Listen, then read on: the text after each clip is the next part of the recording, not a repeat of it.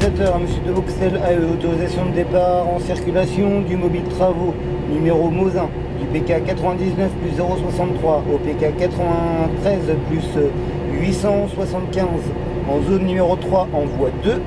Jeudi 27 juin 2013, Serqueux aux premières lueurs de l'aube. Un train pas tout à fait comme les autres quitte la gare en direction de Gisors. Véritable laboratoire sur bogie, sa mission est de vérifier les voies nouvellement remises en état entre ces deux villes.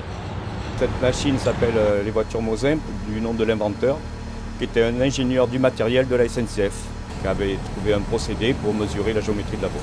Cette machine est utilisée soit pour réception de travaux comme ici, soit périodiquement, 2 fois par an sur des lignes voyageurs. On a un programme national.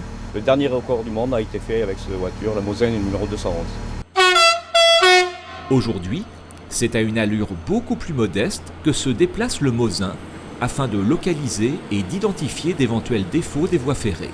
Le programme de la journée, c'est d'enregistrer donc la totalité du chantier de renouvellement. Donc nous aurons au total enregistré environ 100 km de voies. Le Mosin enregistre les caractéristiques géométriques de la voie. Il y a 7 paramètres d'enregistrer, le nivellement longitudinal des 2 fils de rail, l'écart de dévers sur une base de 10 mètres, le gauche qui est l'écart de dévers sur une base de 2,75 m, le relevé de flèche des 2 fils de rail et l'écartement de la voie. À partir de ces paramètres, on peut intervenir à chaque fois qu'on rencontre des problèmes sur la voie et cela permet donc de faire passer ensuite les trains en toute sécurité. Je suis agréablement surpris, notamment sur le tracé de la voie qui est assez exceptionnel et les premiers enregistrements sont très satisfaisants.